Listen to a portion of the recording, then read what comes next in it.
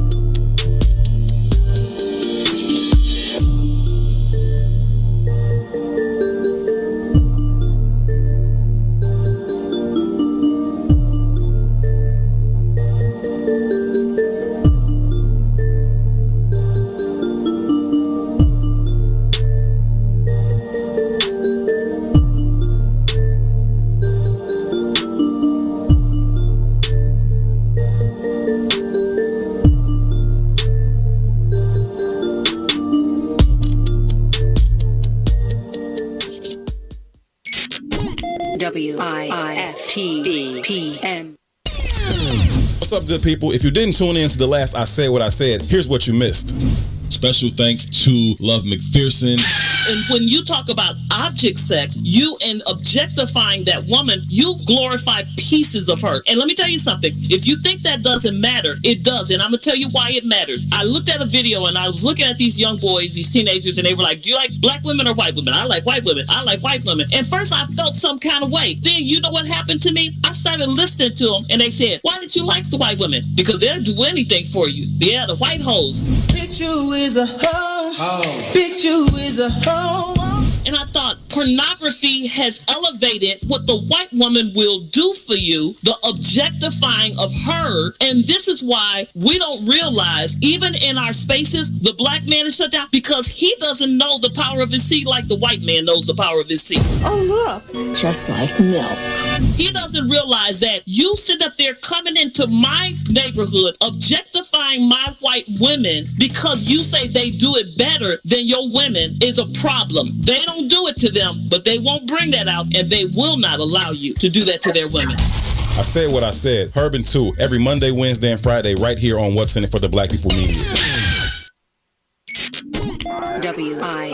WIFTBPM.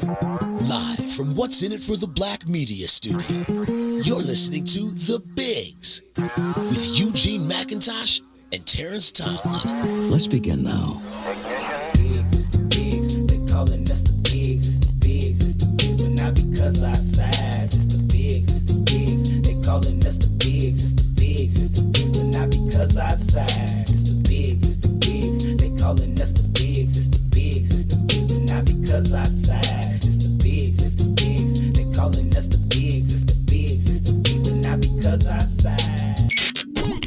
WIFTBPN.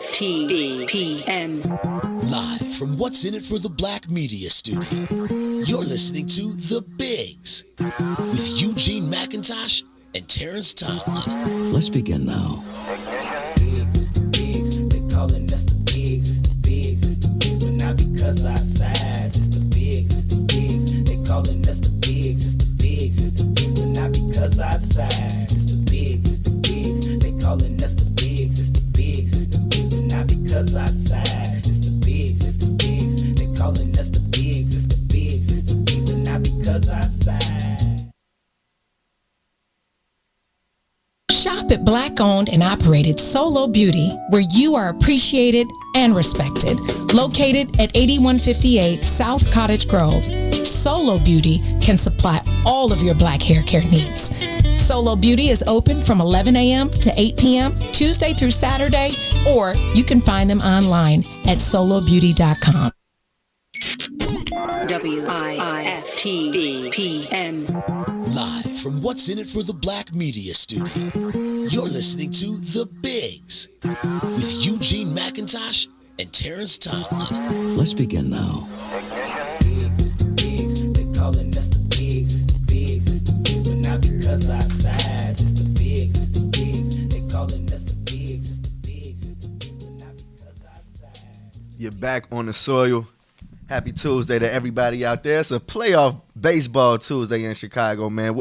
Just want to say what's up to the family. Back on the soil. Shout out to our West Center for the Black People Media family. Gino, how you feeling today? Man, peace to the family. Peace to everybody out there. Feeling good, man. Tuesday afternoon. Playoff baseball in Chicago. And like Cousin 2 says, man, blessed and highly favored, brother. Absolutely. Definitely blessed and highly favored. Hope everybody had a good weekend and a good Monday. It's time to jump back down on the soil with some sports talk. Plenty to talk about, especially Chicago playoff baseball. The South Side is getting it busting this afternoon at 2 o'clock versus the Oakland A's in Game 1 of the Wild Card Series. Gino, you know I'm ready for this one. Come on, I've been waiting since '08, brother. Damn, it been that long? It's been a long time. What were you doing in '08? That's a good question to ask the listeners today. What were you doing in '08, the last time the White Sox were getting ready to start the playoffs? I know what I was doing. I know what I was doing. Go ahead. What was you doing, bro? I was a freshman at Morgan State University, missing all my classes, hungry, spending what little money I did have on Baltimore marijuana. Wow. At least you're honest. Hey, come on. It was freshman year of college, '08. Obama was about to get elected. Yeah, we were doing our thing in '08. You know what I mean? It was a fun time for Terrence and GTD and the rest of the homies in '08. We were living like it was no tomorrow for sure. GTD took it out to B-more and thought they were still at the crib, huh? Absolutely, man. And I remember those White Sox teams, man. Ozzie was still in the fold. You know, that was before we said bye to Ozzie again as a manager. You know, things were looking, you know, it didn't seem like things were about to get as bad as they eventually did. Right. I mean, but to be on the other side of it today, man, to see these guys getting ready to go, you know, hopefully win a World Series, man, starting today, man, it's a good feeling. What's the deep breath for? You're not excited for playoff baseball getting ready in Chicago? Oh, I'm always excited. Let me know what's going on. I'm always excited for playoff baseball, man, especially since it's been a 12-piece since the South Side has made an entrance into October baseball. So I'm definitely excited for the brothers, excited to see Tim Anderson take that next step, excited to see Jose Abreu continue his MVP ways.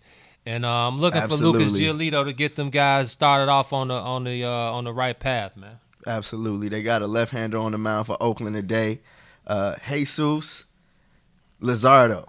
You know what I mean? Don't know who this guy is. No, all I know is he's a lefty, and the White Sox eat up lefties so far this year. They 14-0. 14-0. Versus left-handed pitchers in the 2020 season.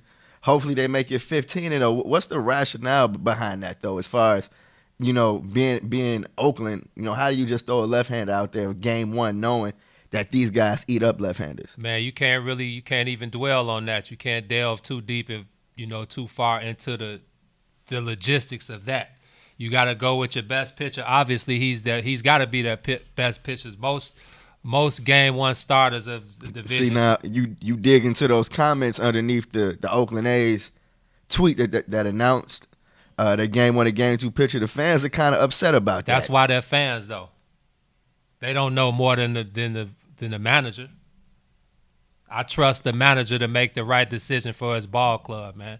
You can't worry about what the White Sox did versus left-handed pitching in the regular season. This is playoff baseball. So you just saying just trust the manager. You got to trust him. Who else you going to trust? White Sox fans ain't feeling that as far as Rick Renteria being the guy that's making the calls. I'm just saying as far as trusting the manager, if it was some issues for the White Sox going into the playoffs, the manager is one of them. Well, sorry.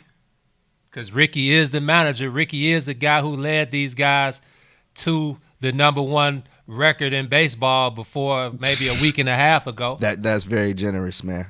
I think that's very generous to say about Ricky. And I've been one of the guys on Ricky's side. Thank you. Wait a minute, man. No, ain't no wait a minute.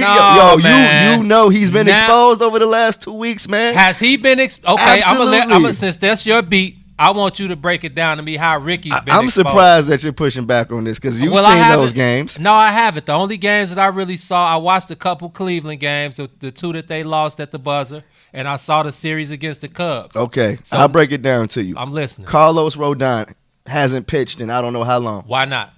Coming off injury. His first action off an injury was facing the hottest man in baseball with the bases loaded, with first place in the AL on the line. Jose Ramirez. When you had two healthy bullpen arms, you had Jace Fry. Wait a minute. You had Aaron Bummer. Let's go back. So you're saying when he came off an injury right into that position? This was his first action back, fresh off of the injured list. Okay. And you can guess what happened. I think everybody was sure. I feel like I wish we had audio of the broadcast. Steve Stone you can tell he was biting his tongue like, you going to put Rodon in right now? You know what happened. Jose Ramirez walk off, completely smacked it. And I said on Twitter, that felt like a Mike Tyson uppercut. Okay, that was that game. Okay, I remember that tweet. They won one game after that for the rest of the season. So, and and then you're talking about you got the dilemma when Cordero hit Wilson Contreras, and now Ricky Renteria got suspended a game. It was just not a strong way to end the season if you're Ricky Renteria, given the fact that the White Sox were the first team to clinch. They were. And ended up being the 7th seed. You feel me? So I don't want to pile on Rick Renteria, but I'm just saying, man, it's been a rough last week and a half. It has for been. the White Sox, man. It has been. And yesterday in the press conferences, I think everybody's question revolved around the ideas like, can you guys get over the way the season ended? They better get over it. You like the old Joe Madden quote. That's one of those things you got to flush down the toilet, let it go, and get right back at it. Because if you carry any of that residue into October baseball, you are completely finished. I agree, man. And really that is what I'm thinking in the back of my head, man, is can these guys forget about that last week and a half of the season where they only won one game and get back to business in game one of the playoffs. On the other end of this break, we got some audio and video to play from Tim Anderson. We asked him that yesterday, but let's go ahead and dive into the first break. You're on the soil with the Bigs. WIIFTBPN. Funeral expenses are costly. The Casket Store wants to help you save hundreds of dollars. You do not have to purchase a casket from the funeral home. Call now for a free in-home consultation. Call 773-445-6900. 773-445-6900. When you need vibrant, colorful gear that offers high-performance material that keeps you cool, call Agent Huff Custom Gear. Let us take your expressions and create something new for your everyday wear, your bedroom, or bath. For all your needs, we offer custom sublimation, silkscreen, vinyl, and embroidery. You can reach us on all things social at Superhero Huff. www.superherohuff.com or 630-476-9191. Is it really a good idea to have the same senator for 3 generations? I support term limit for all elected officials. Our senators need to bring home growth, for our business community, jobs, housing, service for our senior citizens, and health care. We need new ideas and new approach to federal representation.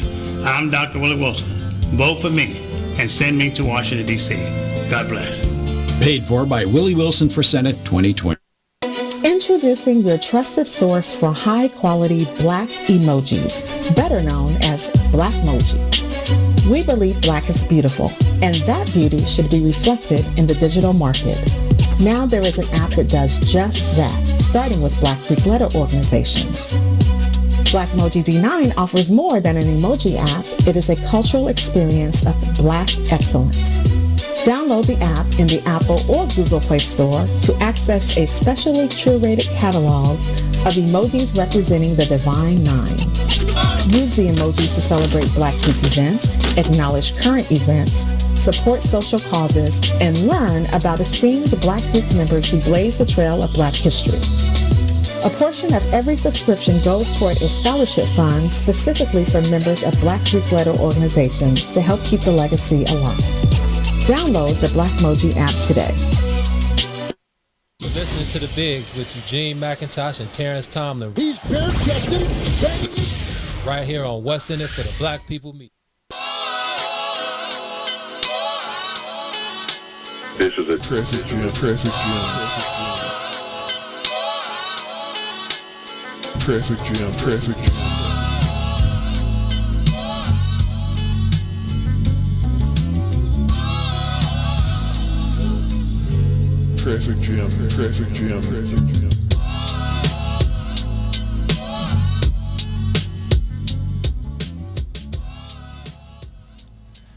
You are officially back down on the soil with the brothers. I am Eugene McIntosh, one half of the Underground Kings of not just Chicago sports, but all of sports media. I got the other half of the Underground Kings of Chicago, not only Chicago sports, but all of sports. My player partner, Terrence Tomlin, a.k.a. T-Tom. Yes, we are the bun and pimp of the sports industry. Yes, sir, the Underground Kings of this thing. Man, before the break, we were talking about the White Sox as they get ready to kick off game one of the Wild Card Series in about 30 minutes. We talked, man, we were almost arguing about the state of the White Sox going into the playoffs. You just wanted the low. Clear it. Yeah, you wanted the skinny on the guys. Yeah, I feel you. That's your beat. Those are your guys. I can only watch from afar, and I can only see so much. You being there every day, you being in the club. Well, not in the clubhouse, but, you being on the inside. Zooms, in the Zooms and things like that. Yeah, you know what's really going on. So I just needed a clearer picture of what was going on, man. I think, that, like we said, we all know that managers, they are an essential part of what's going on. So if you think that, Ricky didn't do the job that he was supposed to do, then I can't argue with that. Yesterday, Ricky said something interesting, man. He said that he's willing to be the guy that takes the punches if they don't get to the heights that they want to get. And I just thought that was an interesting thing to say before game one. You feel me? I feel like Ricky is still thinking about, how the season ended. You know what I mean? And I feel like that's a tough position to be in as a manager when, remember, I told you at the beginning of the season before the pandemic hit around Sox Fest, I was like, Ricky sounds thirsty. Ricky feels like he got a whole different arsenal of weapons that he's dealing with, and you could just tell that he was excited. And I feel like that excitement is still there, but I feel like, it's like when you stick your hand in the fire, you get burned, you're kind of apprehensive to do it again. You better be. It's kind of walking on a tightrope, and that's not necessarily what I want him to be doing at this time with this young team where most of the guys are getting their feet wet for the first time in the playoffs. You know what I mean? Right. So I asked Tim Anderson about that yesterday. The White Sox made him available via Zoom. I asked him about being a young team, being the leader of a young team, and what is his approach to the game in order to not put some of that unnecessary pressure that a lot of players that are getting their first time experience in the playoffs could do. You know what I mean? So I asked him about it. This is what he said.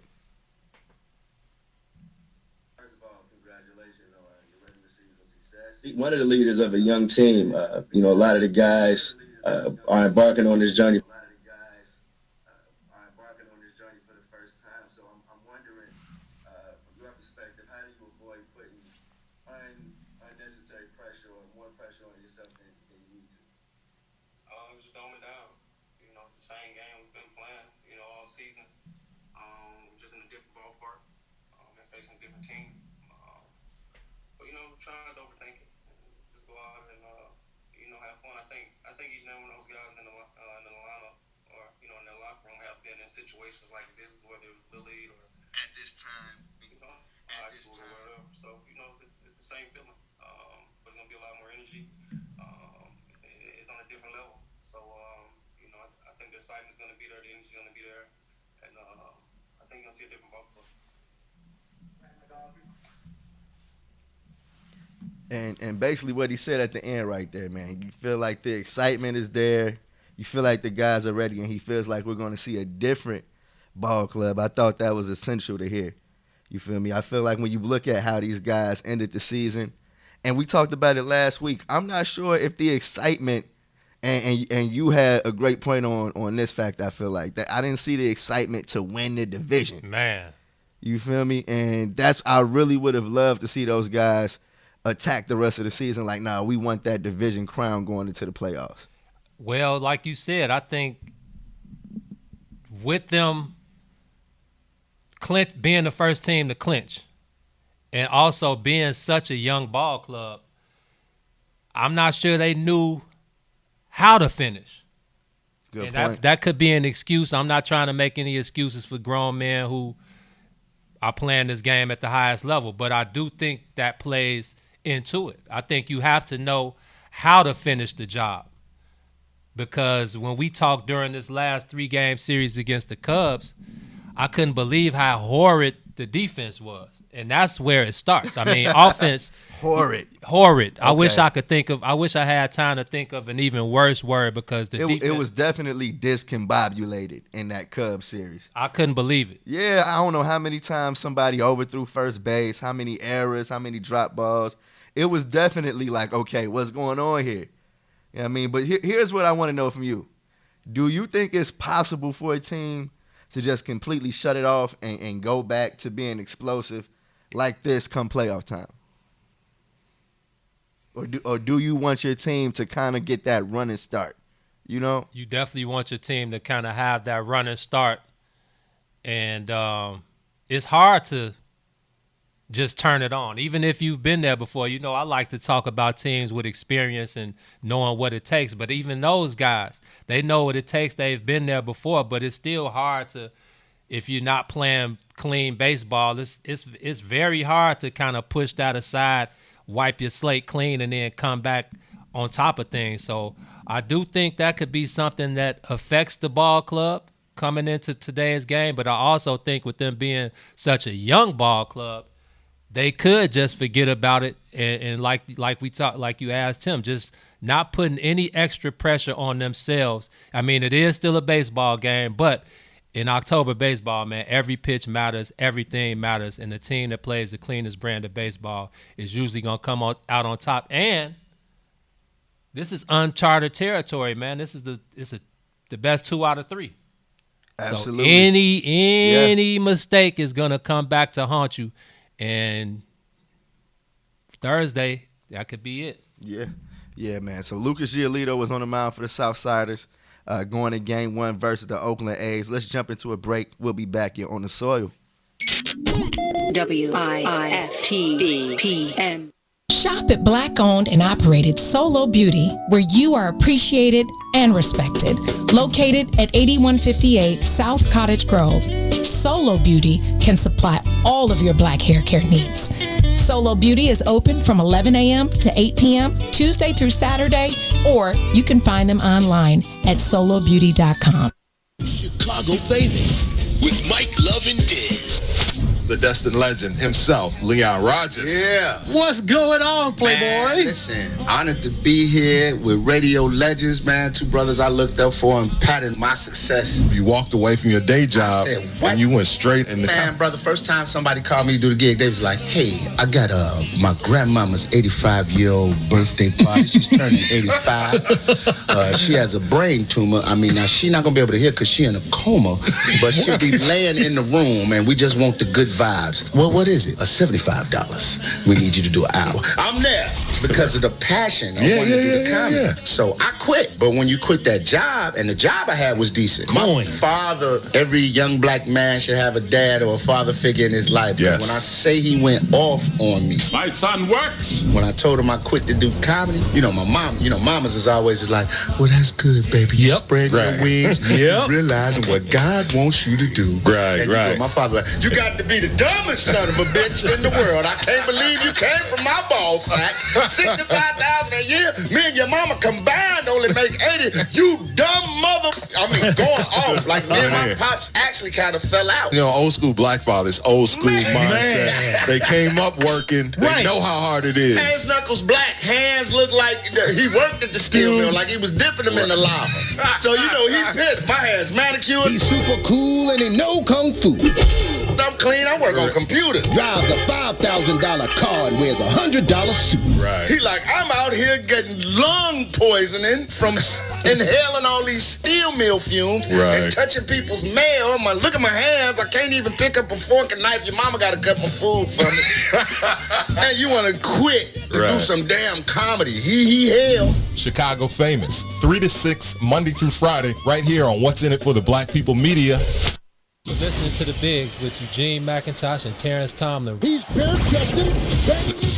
Right here on What's in It for the Black People Media. This is a Traffic Jam. Traffic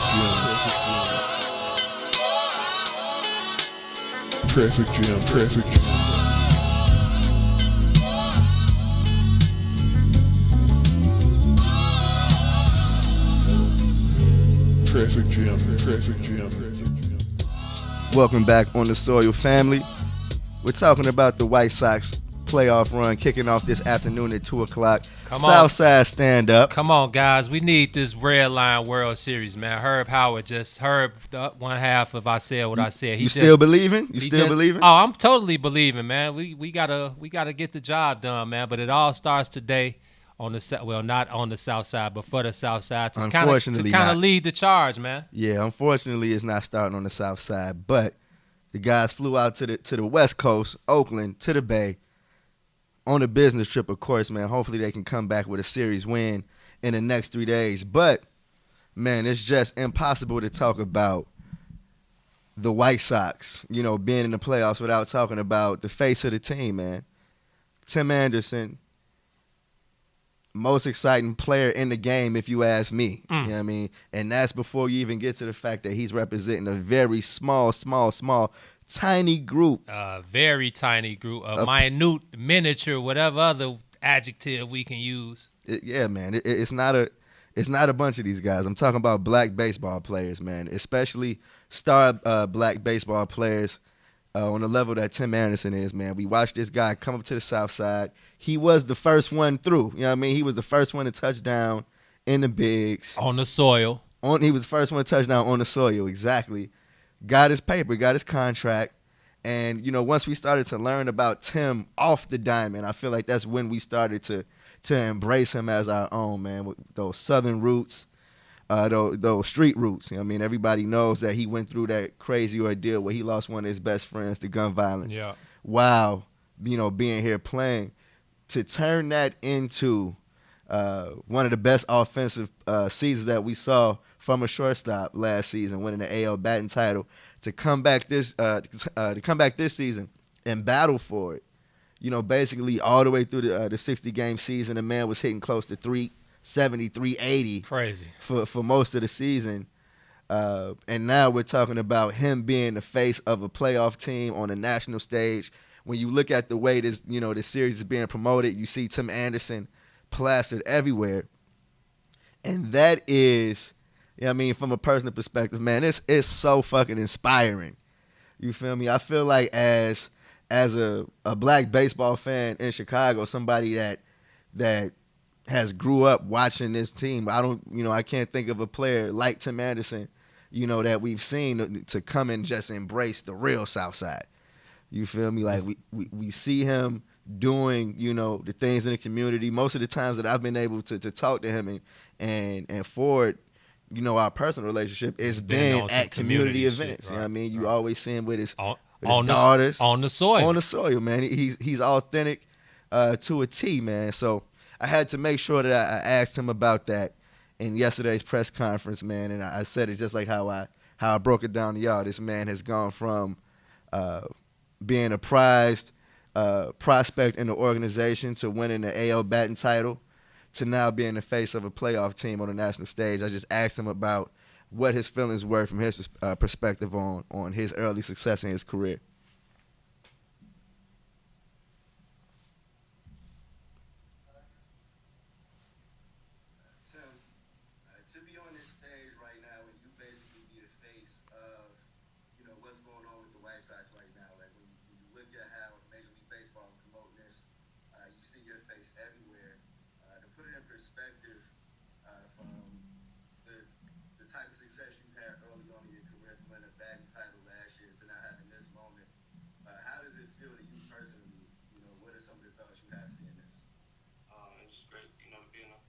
That I'm in, very thankful and very grateful. Just to continue to, be myself and continue to, play the game the right way with a lot of energy, and also be a guy that inspires kids as well. But man, I got to keep going. You got to keep going. I think there's a lot more there, a lot more room to continue to get better and continue to grow as a person, as a player, as a teammate. But yeah, man, I'm just excited. But let's not forget what we're here for. We're here to get a win and chase a ring. So not just about me. Thank you, bro. Man, just like the man said, those guys are there to get a win, but you always keep it in perspective. The story, how it all began to where it is now, it's something that I'm sure players like Tim Anderson keep in mind. There's no way that Tim could not know, recognize, and just kind of big up himself. I mean, nobody's going to toot your horn better than you. So, like you said, with there being a small amount of black baseball faces. Tiny amount, man. In this league, I think that it's appropriate for Tim Anderson to be one of the faces of the league. I mean, he's obviously the face of the Southside Chicago White Sox team, which is perfect. It's so fitting. Absolutely. One of those fit like a glove situations, But also with this new way of, trying to get younger kids and the newer generation to play this game. You need a guy trying to change the game. Yeah, you need a guy. Let the boys play. Well, Tim Anderson is the perfect face for let these guys play. He's a guy who does things his own way. He's not gonna back down from who he is, and he's not gonna front for the masses. Period, man. I feel like it's important. And it goes a long way when you say that, man. It's obvious that he's earned all of this. You know what I mean? When you look at this White Sox team, you're not tripping when you say this team goes as he goes. You know what I mean? So as these guys get ready for game one, man, it's definitely a milestone moment. I feel like Sox fans everywhere are just happy to have this day. You know what I mean? We'll get to the game, you know what I mean, in about 20 minutes, but I feel like the moment is bigger than that, man. We've been watching this rebuild. First of all, the White Sox have been saying they've been rebuilding for 10 years. Rebuild. To finally be in the playoffs with something to show for the young players that they've brought on. It's a huge moment for the organization, man. Like, I was talking to the guys in the group chat on the way to the studio, and all of them was saying, well, look at next season if Garrett Crochet is one of the arms that's in the rotation, and the White Sox get Kopech back, then they'll be right back in the mix of it. You know what I mean? You would hope. That's what you hope, and I got to pump the brakes on that one because it's like, yeah, once you're there, you want to do what you can and try to go ahead and grab the big goal because you don't know if you're going to be back. But the way this roster is built, I agree. It makes you excited for the future, man. So like I told them, the future is now. Get ready for game one versus Oakland coming up at the top of the hour. But right now, let's take a break. We'll be back on the soil at the West End for the Black People Media Studios. WIFTBPM. Funeral expenses are costly. The Casket Store wants to help you save hundreds of dollars. You do not have to purchase a casket from the funeral home. Call now for a free in-home consultation. Call 773-445-6900. 773-445-6900. He is joining Chicago famous Mr. Rick Party. I remember meeting the Brat before she was big. We were going to Jack the Rapper conference in Atlanta. Jack the Rapper again. So she's sitting, waiting for a plane. She got her braids in her hair, got her overalls on, and she saw me walk up to the gate. She's like, Rick Party, oh my God. She's doing all of that. I said, well, who are you? She goes, I'm the Brat. I'm a new rapper from the, I live on the West Side. I'm with So Def. I'm about to meet Jermaine Dupri. I did some on Chris Cross's song. I think it was it The Bomb or something like that? Or Right. Yeah. She did some on there. So that was my introduction to her. So she would come back to my show every now and then and help me introduce the Coke Top 99. I remember we played a home jam and had people judge her song, right? And some people were like, it's all right, it's okay. And she's like, yo, Wow. Straight West Side, man. It was crazy. Straight West Side. Yeah, so. Chicago famous, 3 to 6, Monday through Friday, right here on What's in It for the Black People Media. You're listening to The Bigs with Eugene McIntosh and Terrence Tomlin. He's bare-chested, banging. Right here on What's in It for the Black People Media. This is a traffic jam.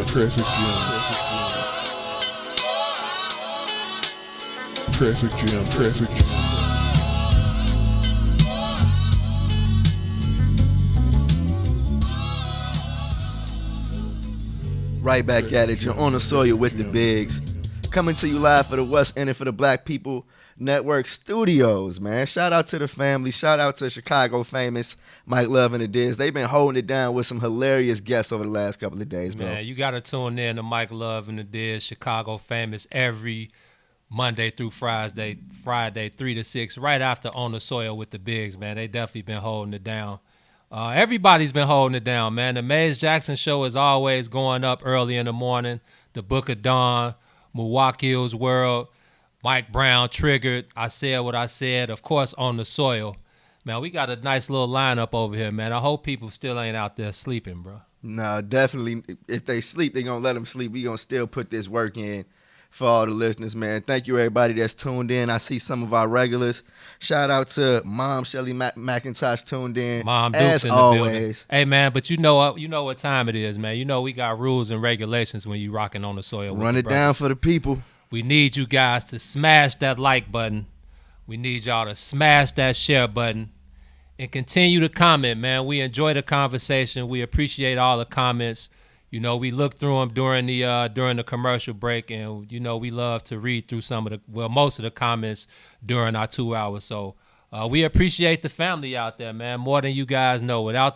We are the voice of the people, for the people, but most importantly, by the people. And there is no The Bigs, there is no On the Soil without our family members. Ooh, that's a throwback for people that's been following us for years. That what Gene just ran down to you one more time. Can you do it for me, bro? The voice of the people, for the people, but most importantly, by the people, man. Come on, 100%. That's all you need to know. Gino, let's jump back into this playoff baseball conversation. There's two playoff Chicago teams in town, not just one this year, but you cover the guys that's been doing this for the last few years, man. How are they looking? The division winners. The National League division winners, I know. But they were division winners with an L. Yeah, it did go down that way. I don't know who beat who. I think the Twins ended up beating.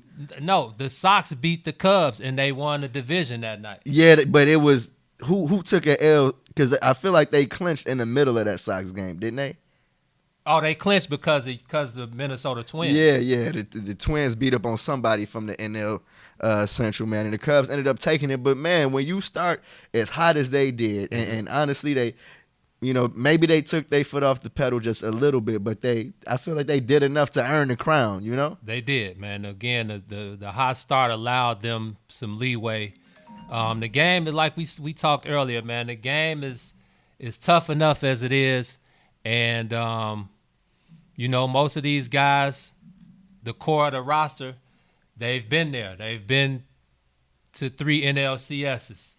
They've been a part of 3 division champions. You really can't state that enough because it's really pivotal to their makeup. You know what I mean? And in watching that last series, bro, I know it was a great thing to see guys like Chris Bryant swinging the bat well. Javier Baez did some damage. Wilson Contreras did damage. Bodie did some damage versus the White Sox. So we talked about how the White Sox aren't necessarily going into the playoffs how you want them to go. The Cubs definitely started to kind of right the ship at the right time. Is that crazy to say? No, it's not. I agree with you 100%. But I also think, having that last series where, that series was big time. It's crazy how the baseball guys, how they work, because we talked at the beginning of the season, and we said, man, it would be great if that last series came down and it actually meant something, and it ended up meaning a whole lot with division titles for both sides, depending on that series. Yeah, and the Cubs, being the only division winner. So I think that was crucial for them to kind of come alive, especially offensively against the White Sox. I think, it was great to see Javi and David Bodie, but especially, the MVP, the former MVP, the former Rookie of the Year, former College Player of the Year, Chris Bryant, come alive, get his stroke back, and just look more like the Chris Bryant that we know in the dish. It's a dangerous man. Man, just the look of it. It wasn't even the outcome of the at bat. It was just the look of Chris Bryant at the dish. He looked like the Chris Bryant that we know and that we're all familiar with. So it was funny. He hit that grand slam, and he had a very good weekend.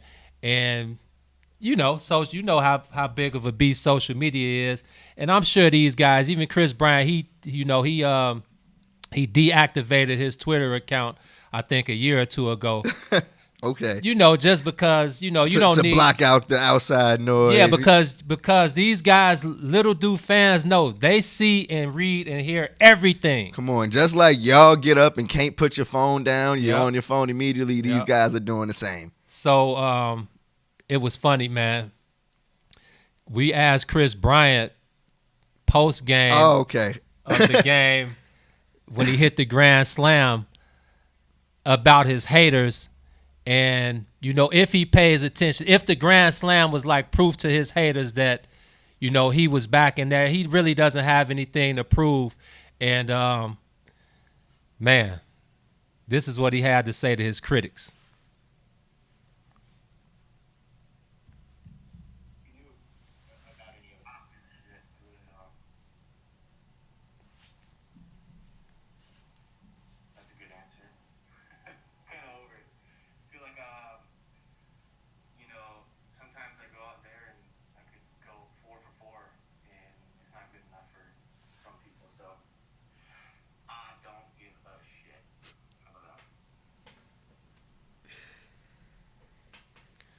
Come on, man. Yes, sir. Come on. I've been waiting to see that side of Chris Bryant, man, because I don't know how you feel about it, but Cubs fans go way too hard on the man. I want to talk about that on the other end of this break. You're on the soil with the Bigs.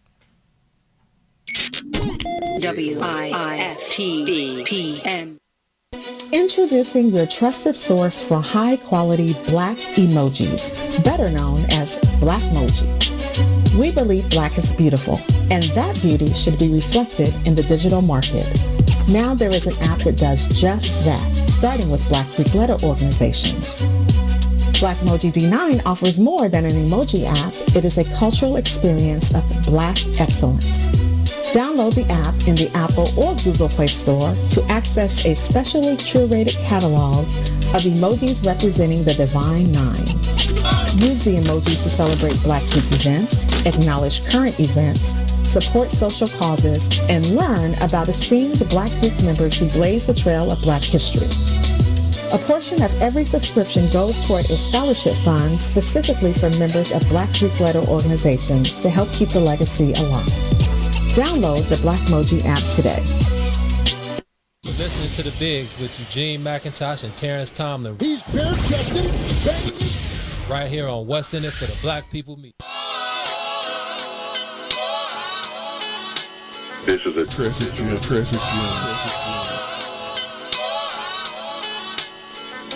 jam.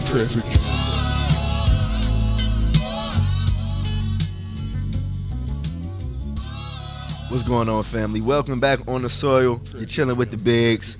Looking at some of the comments, I see some of you guys saying that you want us to run that video back so you can hear the Chris Bryant audio that we played before the break.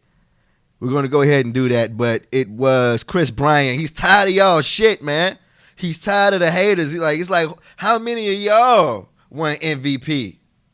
How many of y'all won Rookie of the Year? How many of y'all won a championship for a team that didn't win one for 108 years? He's tired of it, and he let it be known. Gene, we good? We got the audio ready? Let's run it back, man. All right, let's go.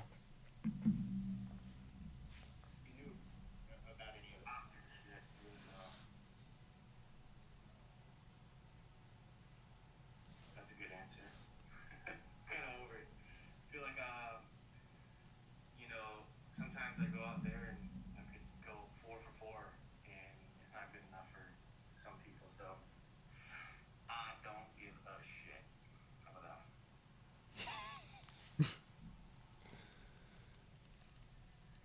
How was that, guys? Did we hear that? Absolutely. Let us know. If you didn't know, Gino, break it down. What did the man say? He said, I don't give a shit, man. Chris Bryant is fed up with the haters. He said, man, I feel like I could go 4 for 4 and it still wouldn't be good for some people out there. And we talked about it a lot. I talked about it a lot on social media with a lot of our, I don't like to call them followers. We like to call them family members. Period, family members. And people were hitting me up. And, we've never heard Chris Bryant ever speak like that. Never use a curse word. He's always, a soft-spoken guy. He's a stand-up guy. He always gives time when you ask. And, I don't feel bad for him because he's not above criticism. But at the same time, I do think that, he gets the short end of the stick for a guy who's a career 280, 30 home run, 90 RBI guy when healthy. And, when we delve into it, I was trying to explain to someone, like, look at the year he had when Dexter Fowler was here. And when you're hitting in the second and third spot in the lineup, it's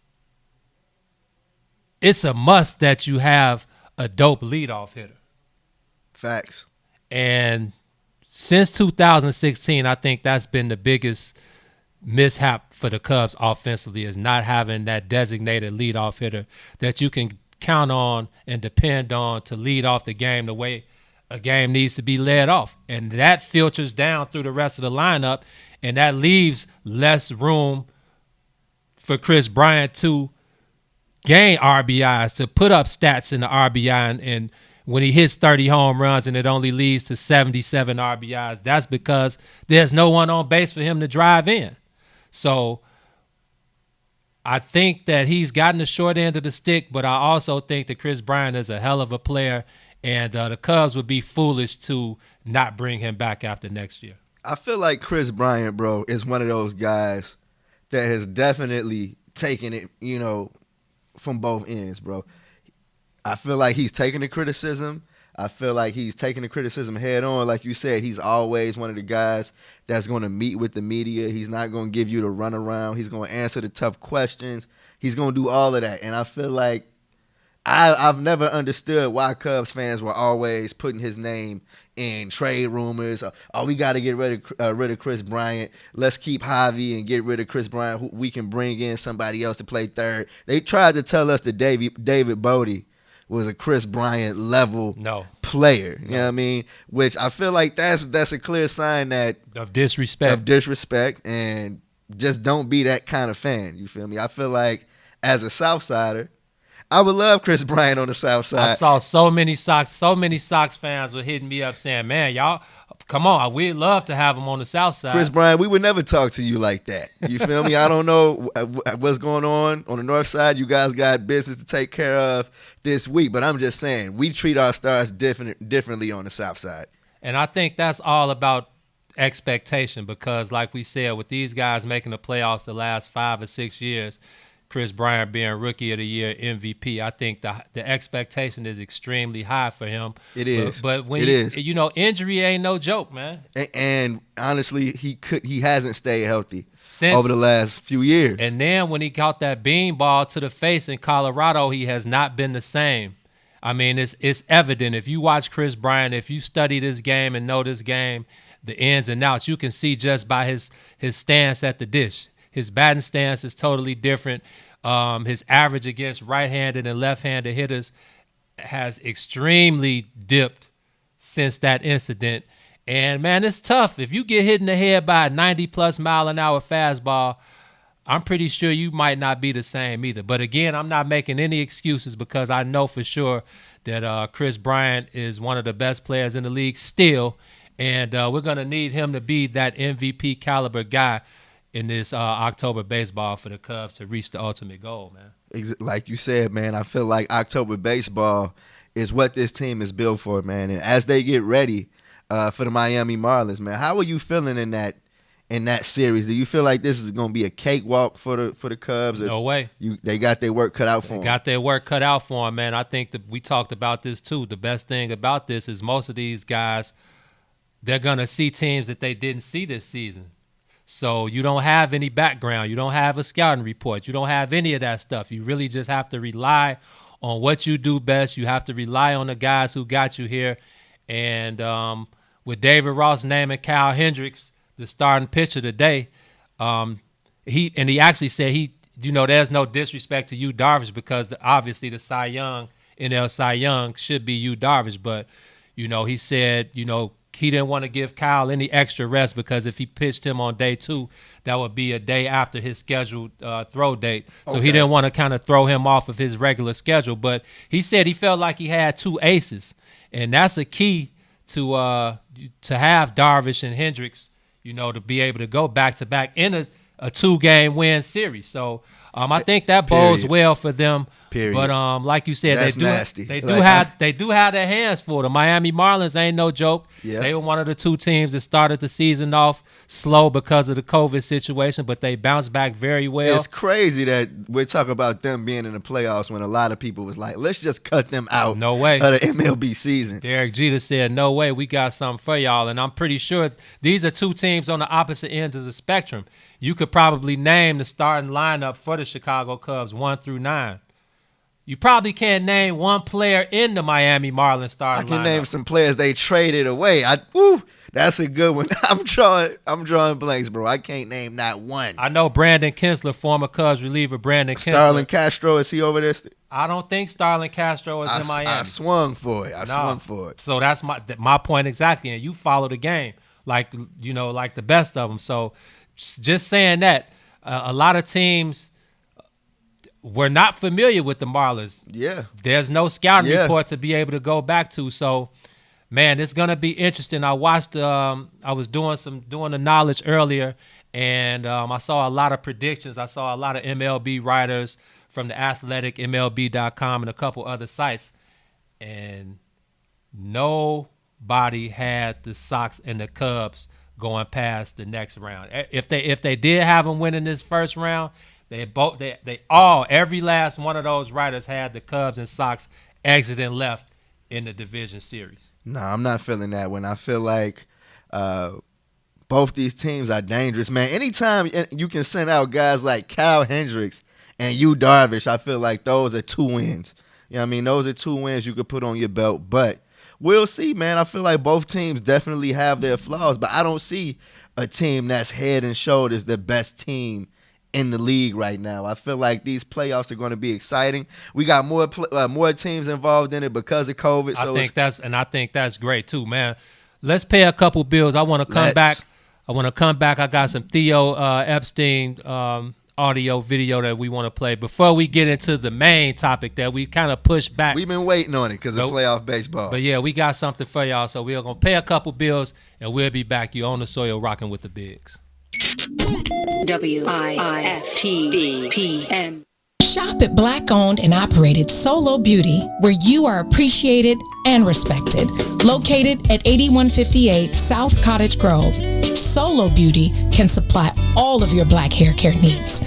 Solo Beauty is open from 11 a.m. to 8 p.m. Tuesday through Saturday, or you can find them online at solobeauty.com. What's up, good people? If you didn't tune in to the last I Said What I Said, here's what you missed. Special thanks to Love McPherson. And when you talk about object sex, you in objectifying that woman, you glorify pieces of her. And let me tell you something. If you think that doesn't matter, it does. And I'm going to tell you why it matters. I looked at a video and I was looking at these young boys, these teenagers, and they were like, do you like black women or white women? I like white women. I like white women. And first I felt some kind of way. Then you know what happened to me? I started listening to them and they said, why did you like the white women? Because they'll do anything for you. Yeah, the white hoes. Bitch, you is a hoe. Bitch, you is a hoe. And I thought pornography has elevated what the white woman will do for you, the objectifying of her. And this is why we don't realize, even in our spaces, the black man is shut down because he doesn't know the power of his seed like the white man knows the power of his seed. Oh, look, just like milk. He doesn't realize that you sit up there coming into my neighborhood, objectifying my white women because you say they do it better than your women is a problem. They don't do it to them, but they won't bring that out, and they will not allow you to do that to their women. I said what I said. Herb 2, every Monday, Wednesday, and Friday, right here on What's in It for the Black People Media. Biggest threat to Illinois citizens from Washington is health care costs and policies. Senior citizens have their Social Security reduced from Medicaid, and some of our senior citizens live off $3 a week for food allowance. Working families are facing bankruptcy over policy and limit and cost. Drug prices require decision between food and Medicaid. I'm Dr. Willie Wilson. Vote for me and send me to Washington. God bless. Paid for by Willie Wilson for Senate 2020. Hey y'all, this is Salim Muwakil from Muwakil's World. In case you missed the last discussion, this is what you missed. There was a time when there was a large-scale mythology that African people had no endurance. We were only good for sprinting. Right. And that was our forte. Other than that, we were useless in marathon races. Establishing your patrimony on the land. If you bury the dead, that means that this land is forever in your family. Who are our ancestors, really? We are the living ancestors to a whole genealogical line going back hundreds of thousands, millions of years that we carry within us living today. Everyone who preceded us. Mm-hmm. However, that conception took place, whether it was violently, with rape, or whatever the case, but we are them living today. That's why it's important to understand our capacity, man. Our capacity is unlimited. We have unlimited potential. Absolutely. So make sure you tune in Monday, Wednesday, and Friday from 11 to 1 p.m. on What's in It for the Black People Media. WIIFTBPM. Live from What's in It for the Black Media Studio, you're listening to The Bigs with Eugene McIntosh and Terrence Tomlin. Let's begin now.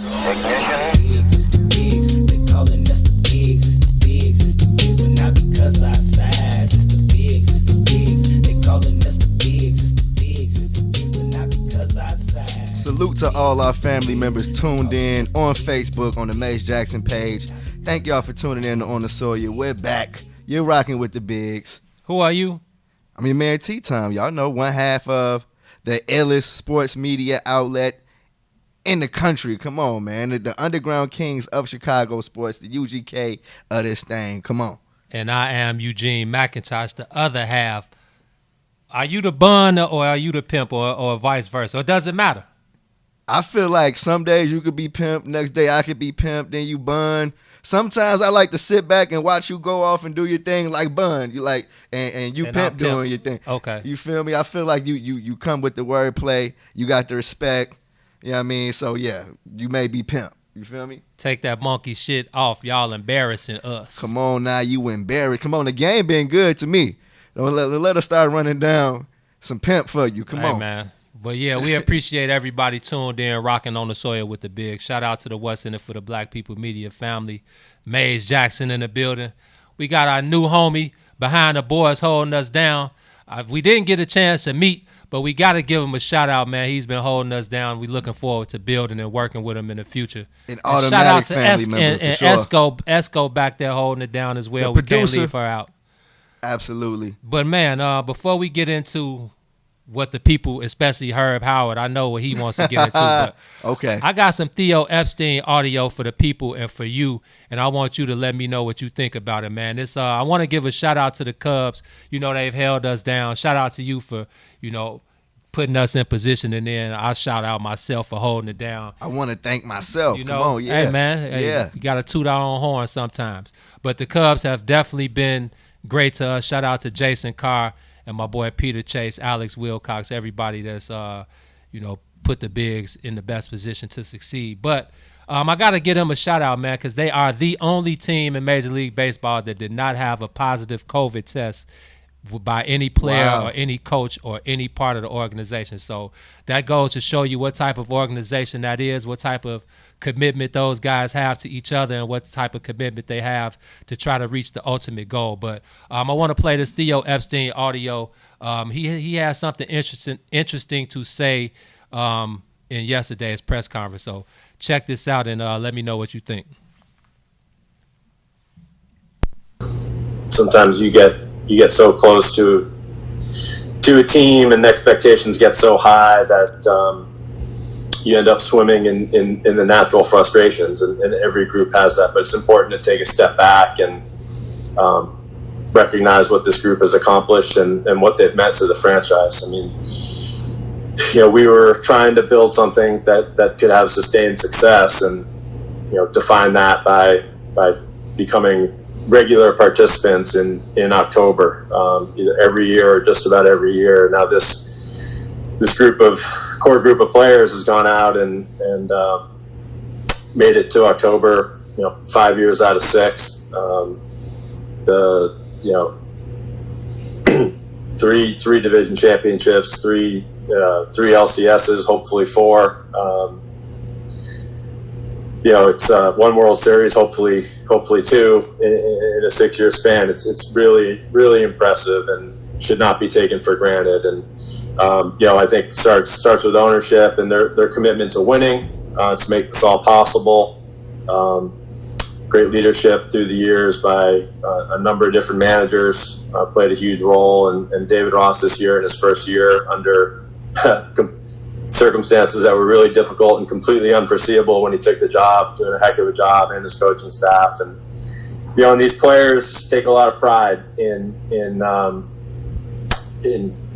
winning and living up to the expectations, and being the group that has really redefined this franchise in a lot of ways. And I feel, and I think they feel, like it's not done yet, and that there's a great opportunity this year to add to their legacy, continue their legacy, and continue to do remarkable things for the Chicago Cubs during this period of sustained success. So we're really, really proud of them, and it is important, you know, at the right moments to take a step back and really appreciate everything they've accomplished and meant to this franchise. And then, you know, and there are other moments that it's perfectly acceptable to like get locked in on what's going on in the game, and of course baseball is full of frustration, and you know, there's no such thing as a group that goes out and accomplishes everything it wants to every single night. That's part of the natural ebb and flow of baseball. But at moments like this, the day after clinching, you know, third division title in 5 years,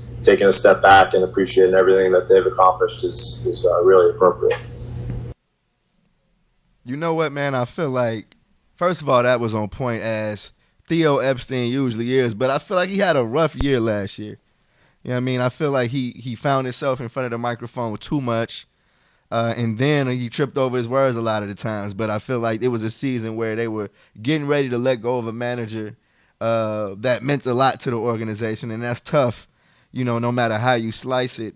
But to hear him say everything he just said in that clip, bro, is 100% on point. Yeah. The atmosphere of winning that has been cultivated over there on the north side has withstood so much. Like, put this 60 games in perspective.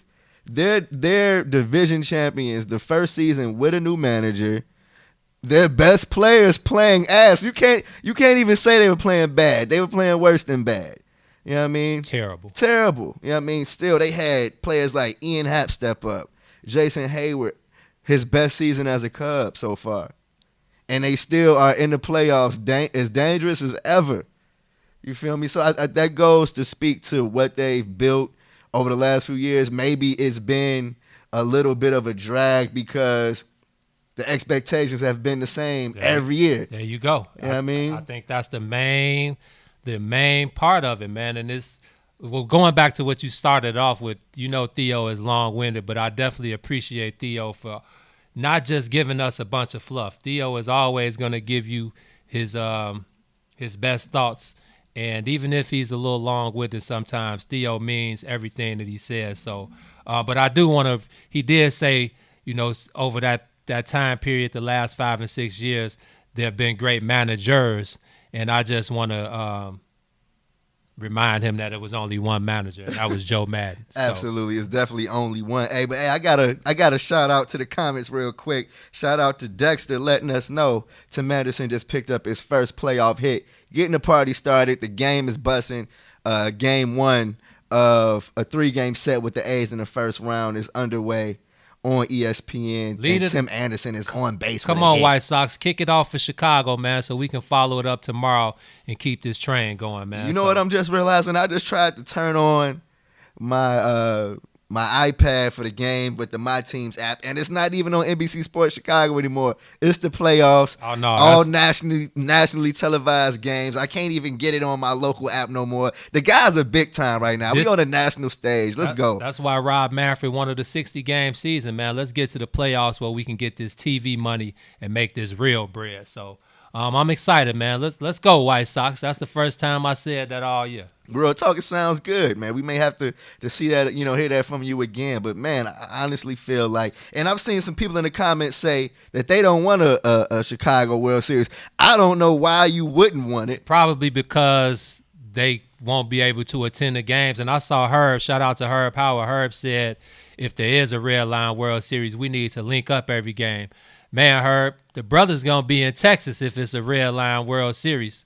So maybe we could fly you out to Texas as the third member of the Bigs, and we could get you in there. But other than that, you can catch the brothers in Arlington, man, because we on the road. If both teams make it past this first round, we are on the road with the brothers, man. Totally, definitely looking forward to more coverage of the baseball. Yeah, I know I wrapped up coverage from the South Side on Sunday, and I told Gene, I felt some kind of way about it, man. It's always tough when you wrap up another chapter. Hit him in the heart. Yeah, hit me in the heart, bro. Walking away from the South Side, not a lot of people, or outside of the media, period, got a chance to see live baseball this year, and I saw a bunch of it and was able to share it, with the people, which is my favorite part, man. So it's on the South Side, but I'm packing my bags already, bro. I got a bag by the door. I'm ready to go to the bubble, man, G. just don't trip over your bag and injure yourself like Carlos I'm not going to do the Boozer, boozer, bro. I'm not going to do the boozer. I already got a bum wrist. We'll talk about that later. And I'm going to do it.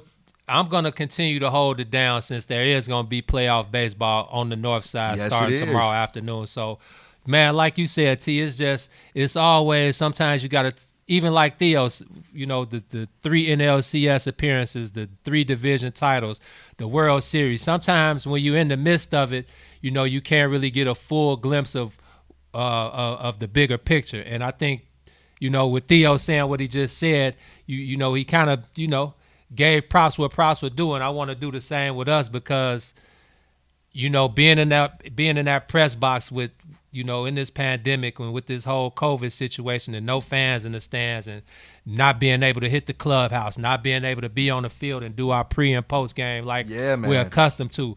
It's still, you still can't take for granted being at the ballpark. I think Wrigley is still the most beautiful ballpark in all of baseball. One of my goals, my life goals, is to hit every ballpark in the major leagues. I think I'm at about 10 or 11 so far. I feel you. So we got a lot of time left. But like you said, leaving out a guaranteed rate, I'm pretty sure you just probably, you were probably the last one in the press box. Come on, you know how it is. You taking that look out at the field as the grounds crew are prepping the field and the lights go off, and you just get that last glimpse, at the field, and just that beautiful sight of a Major League Baseball field, man. So I feel you. Man. I feel you on that. Never get tired of it. It's gonna be the same way after I leave Wrigley for the last time this year, man. Let me tell you, I get in trouble for agreeing with you on that statement, bro. I definitely feel like there is no place in the sports world, not a football stadium, not a basketball stadium,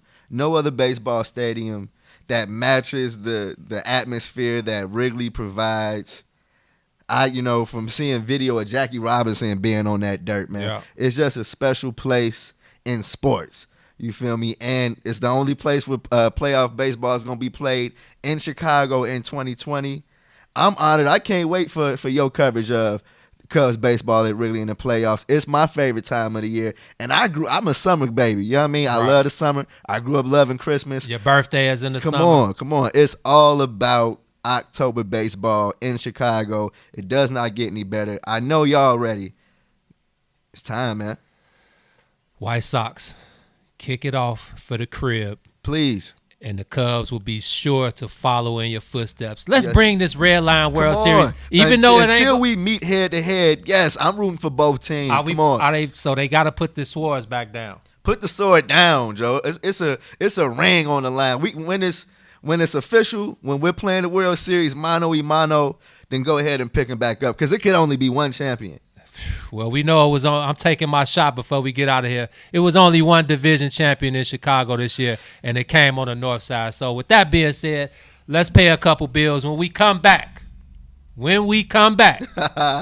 there are only 7 undefeated teams in the NFL, and guess what?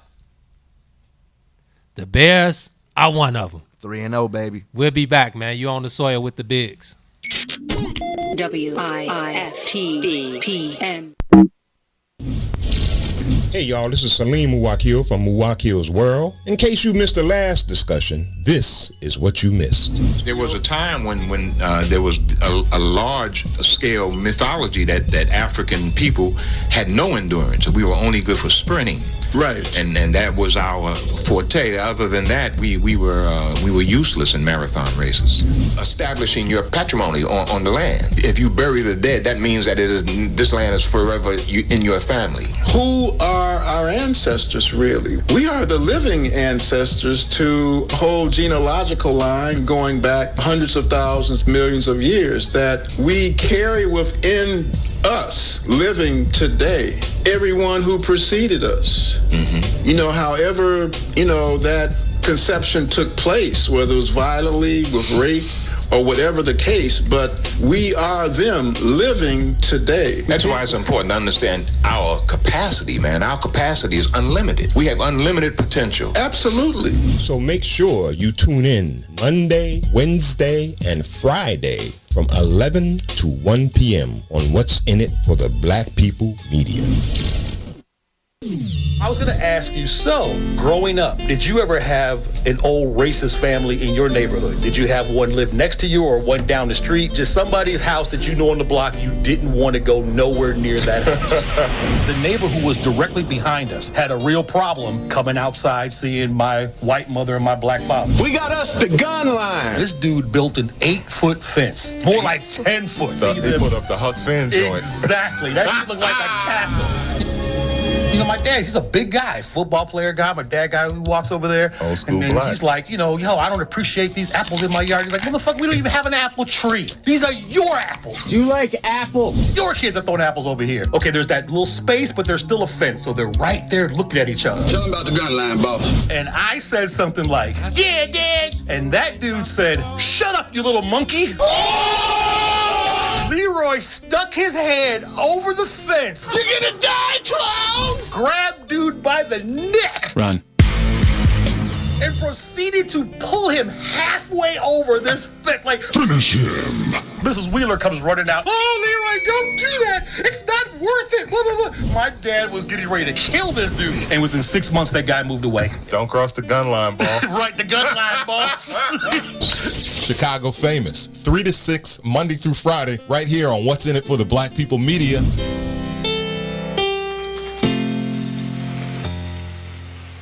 You're listening to the Bigs with Eugene, McIntosh, and Terrence Tomlin. He's bare-chested, banging. Right here on What's in It for the Black People Media.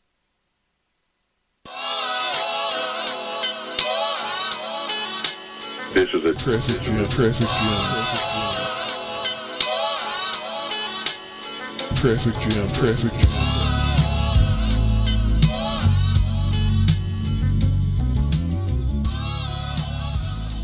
You're back on the soil with the bigs. And without further ado, man, it's time to talk about an undefeated team in Chicago, the 3-0 Chicago Bears. Herb, how does that sound to your ears, brother? I want that 0 to stay on the second end of that number for as long as it possibly can. I won't complain too much, but it's definitely a lot to talk about when it comes to the Bears. Where do you want to start? It's only one place to start. You know I ain't going, so let's go. I definitely know you're not going because we've had this debate in between days. But it's only one place to start. Everybody that has been wondering when that day is going to come that they don't have to watch Mitch Trubisky play quarterback for the Chicago Bears. It came in the second half of Sunday's game. Nick Foles has the keys to the Chicago Bears offense, according to Matt Nagy, speaking yesterday at Hallis Hall after they picked up the victory over the Atlanta Falcons to go to 3-0. And now things are different. Things are slightly different at Hallis Hall, and that's what I want to talk about with Gene. They're 3-0, but why are you not going off of the Bears? They finally did something that they should have did a long time ago. Well, first of all, concerning Mitch Trubisky, Matt Nagy has been waiting for the time to be able to pull that guy and insert Nick Foles. So, again, I wasn't the biggest fan of Mitch, but I just blame Ryan Pace. This is all his fault. He traded up to get this guy. So that's all his fault. He traded up to the number 2 pick in the whole. Come on, guy. The number 2 pick in the second round. Come on, man. The whole thing, the second pick in the whole draft. And we don't even have to mention it, but I'm going to do it anyway. Pat Mahomes and Deshaun Watson. How many touchdowns did he have last night? Anyway. 5. Anyway. So Matt Nagy couldn't wait to pull his weight and get Mitch Trubisky out the paint. So now we enter the world of Nick Foles. And yes, true enough, he did bring the Bears back from a 26-10 deficit in the fourth quarter. But, like you said, I'd rather be 3-0. Sometimes it's better to be lucky than to be good. And I think the Bears were very, very lucky this week to beat an Atlanta Falcons team who's trash. They've beaten 3 trash teams who they should beat. Now, before the season, we weren't sure that they should beat anybody. You feel me? And the fact that they've come in and been good enough to beat the Falcons, the Lions, who else did they beat? Exactly, the Giants without Saquon Barkley. Come on, man. They had to beat them. You're like, what's the alternative? Losing to them? What's the alternative? Hell no. They have to be 3-0 right now. I agree with you. So we can't not go on the fact that they've had to win these 3 games, and they have. And now, going into the 4th week, they have a better quarterback. How much better? Better is enough, huh? I'm trying to put the proper word on because I want y'all to feel me when I say this. Hella better. Hella. Man. We're talking about Nick Foles. Who what? Is a Super Bowl winning quarterback. Man, he came in and filled in for Carson Wentz. Carson Wentz played the 16-game regular season. And he got hurt and couldn't play anymore. For most teams, that is the death sentence. That is the end of your championship dreams. It wasn't for the Eagles. He won 3 playoff games and a Super Bowl versus the New England Patriots. He took a Super Bowl away from the great Tom Brady. And now, and unfortunately, he hasn't been right how since long we ago saw him. was that? I don't know how many years ago. What? 3? At least 3 or 4 years. Okay, man. If you talking about hurt, what happened when he came in the game? He got lucky. Like you said, the first 3 touchdowns is lucky. Two of them were luck. One of them, the one he threw to Allen Robinson that went through 2 Atlanta Falcons defenders' hands and ended up in Allen Robinson's hands. That was luck. The pass to Anthony Miller, that was luck. Now it was a great pass. He stood. The thing about the Nick Foles, Mitch Trubisky thing is I think this offense is perfectly fit for Nick Foles. So that's gonna play into his favor. Do I think Nick Foles is that much better? I think Mitch Trubisky lacks what Nick Foles is great at. That's technique and footwork. And I feel like it has to be said, Nick Foles has nerves of ice. I'll give you that, because you can't have nerves of ice. You have to be a certain breed of quarterback to be able to lead a team in the playoffs and get them a Super Bowl win. So I will give you that. Don't take it from me. As we said, we're the underground kings of Chicago sports. We holler at the players. We take it from them. Take it from Allen Robinson. This is his quote on the quarterback change. He says, Nick Foles is a Super Bowl winner. He's never afraid of any moment at all. He doesn't fear a defense. He comes in and he's running the show, and that's what makes him special. Who said that? This is Allen Robinson saying that about Nick Foles. He was just happy to pass somebody besides Mitch, overthrowing him, extending him, setting him up for failure. Exactly. And watch what that does to the energy level of this team, who they've been criticized, rightfully so, over the first 3 weeks, as especially on the defensive side of the ball, as being kind of dead. You know what I mean? They're not bringing the energy. They're not bringing that extra oomph that's needed to win or to be considered a good NFL team. And what I told you last night when we were talking about this was that is a mark of how good the Bears defense actually is. They can sleepwalk versus the worst teams in the league and still hold them to 26 points. 26 points, but they didn't. How many? None. Held them for a quarter and a half. The Falcons None. didn't score, and they were going crazy on the Bears in the first half. These are the Atlanta Falcons we talking about. Like my man Kenneth Steele just said, Atlanta been choking since the days of the Dirty Bird. And imagine if the Bears ended up being their first win of the year. You feel me? I wouldn't have been surprised, because the first 2.5 quarters, it looked like that was going to be the Falcons' first win. And what happened? What was the spark plug that got the Bears over the hump on Sunday? Matty Ice turning into Matty Ice, and the Atlanta Falcons being the worst defensive team in football. No, it was Matt Nagy finally getting off his ass and making a quarterback change. Well, I'll never forget the Matt Nagy quote when he said, "Hey, man, they didn't hire me to run the I formation." And to your point, like you said, yes, that's why every time Mr. Trubisky gets on the field, I feel like Matt Nagy is pissed. I feel like he's hiding his face behind that scorecard like, I actually got to watch this fool throw. I agree with you on that. There was one play with Mitch. It was obvious that he needed to have his ass on the bench. There was an under, Tariq Cohen on an under. He totally missed him, didn't throw the ball. I think he may have taken a sack or something. Then there were 2 overthrows. It was just a lot of terrible play by Mitch. So I understand the move. I'm not upset with the move. I agree with you. I think Nick Foles is a better quarterback than Mitch. But how much better is Nick?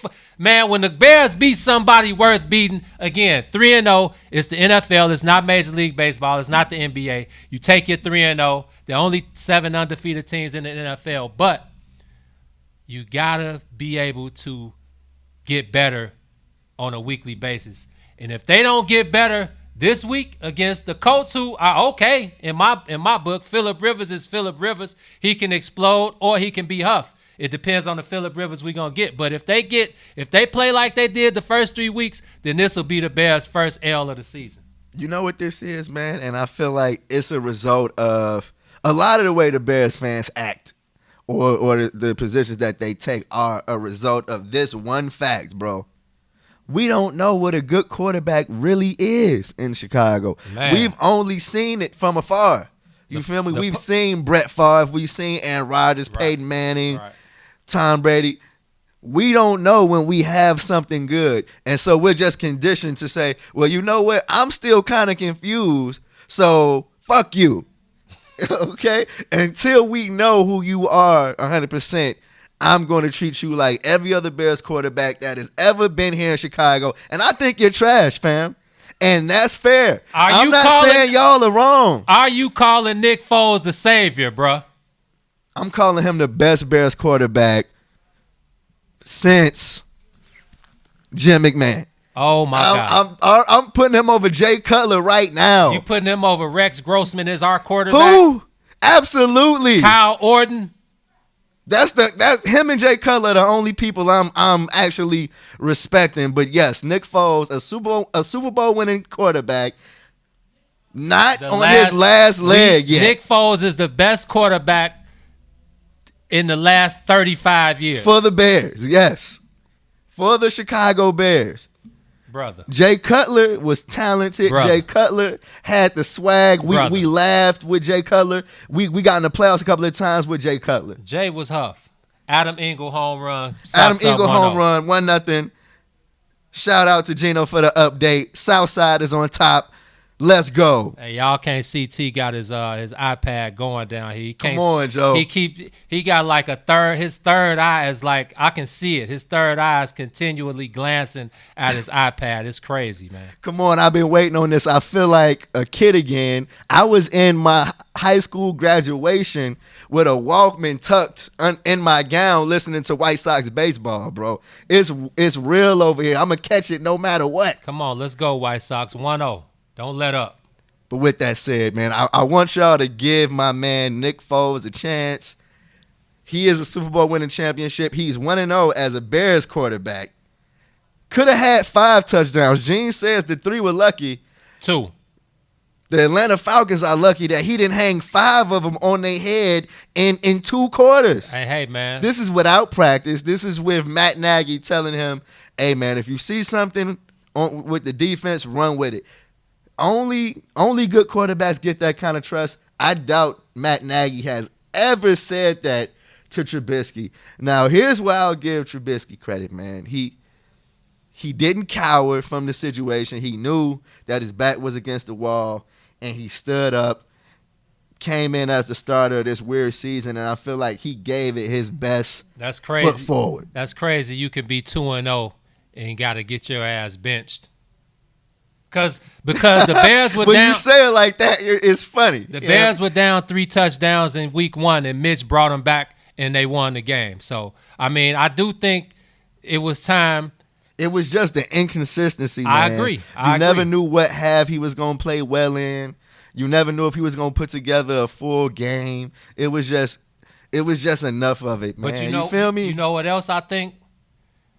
I think with Mitch Trubisky out there, I think the Bears' offense was predictable because I think teams, even though the Bears got 100-plus rushing yards in each of the first 3 games, I still think they were loading up on the run game and they were just daring Mitch Trubisky to beat them. Especially, when we heard the announcers, we heard Jonathan Vilma talk about it on Sunday. You just don't trust him throwing the ball down the field. If you're the defense, you're like, good luck with that, fam. That's crazy, man. And Mitch has a pretty good arm.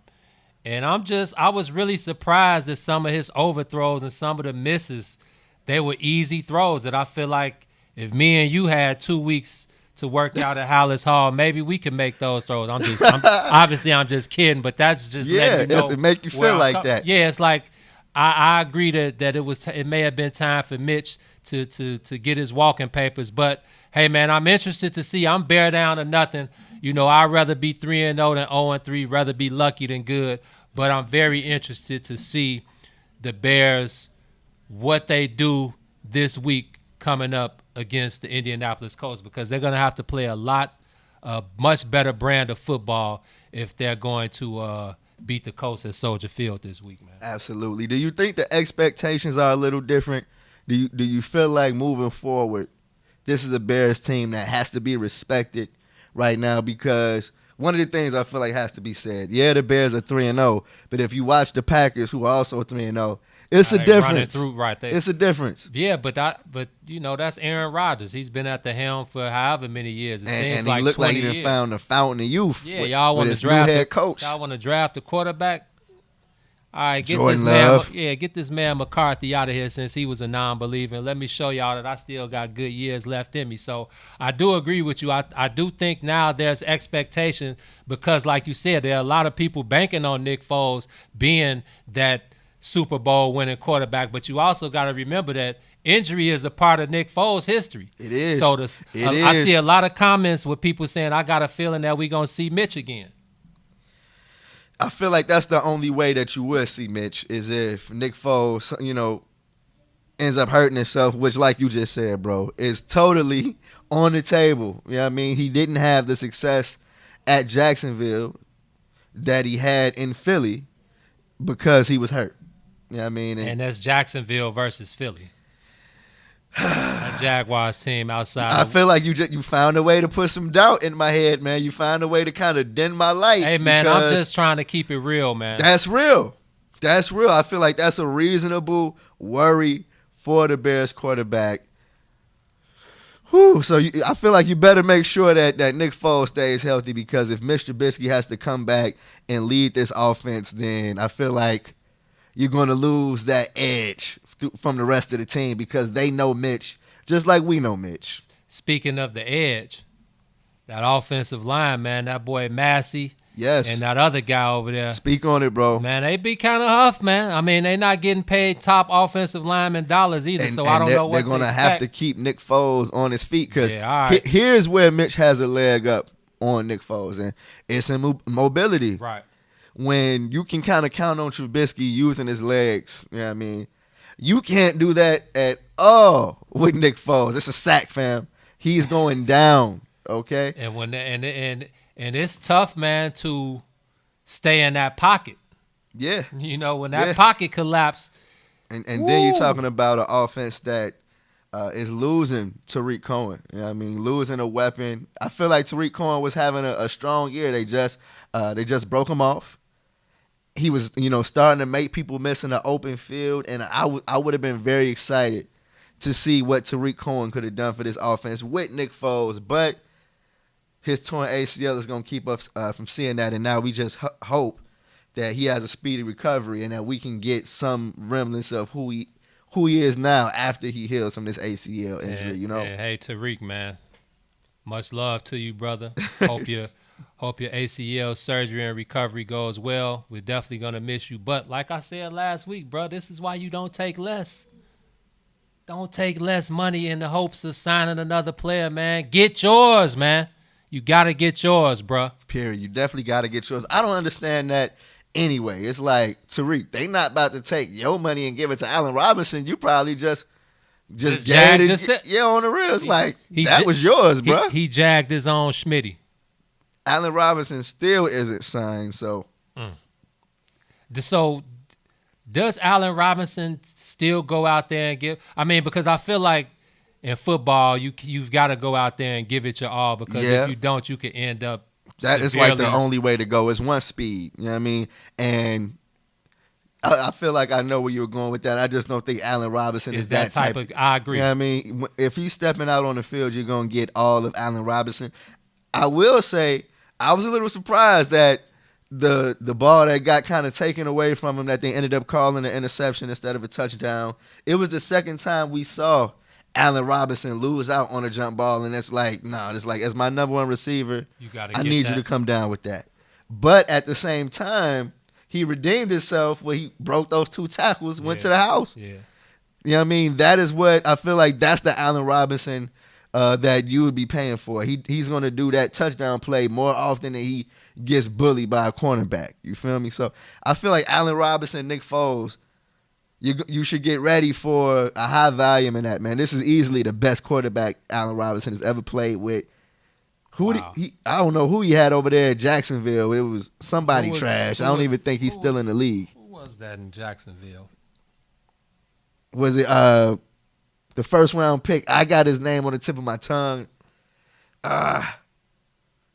Somebody out there, come on, football expert. I know he's not playing right now, but it was one of those top draft picks that ended up not panning out. You feel me? And Allen Robinson, then he comes to Chicago and he's playing with Mike Glennon, fam. Come on, Mike Glennon. Mike Glennon. Mr. Trubisky. They paid Mike Glennon $20 million a year, didn't they? $20 million a year, and I don't even. Wait, he gave up his job in week 4 to Blake Bortles. Thank you, Herb. Yeah, Blake Bortles, bro. Come on, that's who Allen Robinson is playing with. So when you hear that kind of quote, understand that he's looking like, okay, he's doing the Birdman hand rub, Joe. He's like, I finally got me a quarterback that can put it right here. And Nick Foles would be like a regulation. He would be he's a mid-tier NFL quarterback. He's not trash. but I think he's a C plus. At B minus, the best Nick Foles is a B minus, in my opinion. Okay, hey, let's go. I'm cool with that. Come on, that's music to my ears. I'm glad you said that because now I feel like if the Bears got a B minus quarterback at best to play with this defense, who I feel is still, a sleeping kind of giant, 3 weeks in, we've shown that they can make plays. You know what I mean? They haven't put together that full masterpiece yet, but they've gotten a few turnovers when they needed it. They got a huge turnover versus the Falcons on Sunday to seal it. And that's what you want to see out of this offense. Out of this defense. We saw Khalil Mack. I wish we had the picture of him with the hand over his mouth. Was he talking to me? He may listen to On the Sawyer. That may have been just for you, Gino. I may have to go, hey, Khalil Mack, that's not me, bro. No. Hey, Khalil, that's me, man, and I still ain't going. How about that? Hey, Khalil Mack was out there going crazy. I think you got to tip your cap to him and Akeem Hicks, who leads all defensive linemen in sacks right now. He has 3.5 sacks in the first 3 games. Okay. And technically, Khalil Mack is affecting 93% of the plays every game. That's insane, bro. Where'd you get that? Did you just make that up? No. I did not make it up. That's one of them nerd stats, one of them analytic numbers. Is that fair? Is that Where a fair stat? did you get that from? Ian Rappaport tweeted it out. Ian Rappaport, man, get out of here with the nerd stats, man. I need to see tackles. I'm trying. Hey, what he had a sack yesterday. Okay, he had a sack on Sunday. That was great. But you need your defensive players to be effective. I want to see Aaron Donald numbers, man. No, Aaron Donald is affecting every play. And that's what I want to see from Khalil Mack. That's what we're seeing from Khalil Mack. I felt him, though. He did. When they put that guy one-on-one with Khalil Mack, I saw the disrespect in his eyes. Anybody you're not going to put 3 guys on me? Yeah, are y'all serious now? Nah, come on now. Yo, that's the respect that Khalil Mack demands, bro. You need to put 3 bodies on this man. Hey, Mack, I want to see y'all put Phillip Rivers in the dirt Sunday. If Khalil Mack gets hold of Phillip Rivers on Sunday, the Colts might have we may see a backup. We may see 2 backups in the game on Sunday if Khalil Mack gets his hands on Phillip Rivers. I feel like you see Khalil Mack building the momentum. I feel like he's about to have a special year. We're going to look back at the end of this one, and we're going to say, damn, he got 12, 13 sacks. Oh, if he end up with 12 or 13 sacks, then I'll shut up. Hey, come on now. The defense, you better keep your eye on them. They'll get a boost of energy from Nick Foles being a quarterback as well. I think that's the best thing that we should look forward to with Nick Foles at the helm is how the whole team responds, bro. Not just the offensive unit, the defensive unit as well, special teams, and coaching. I feel like if Matt Nagy, who is now, and I feel like we got to say this, he's the one that's under the microscope now. Like, period. 33.3%. Mitch has his. It's stamped on his chest.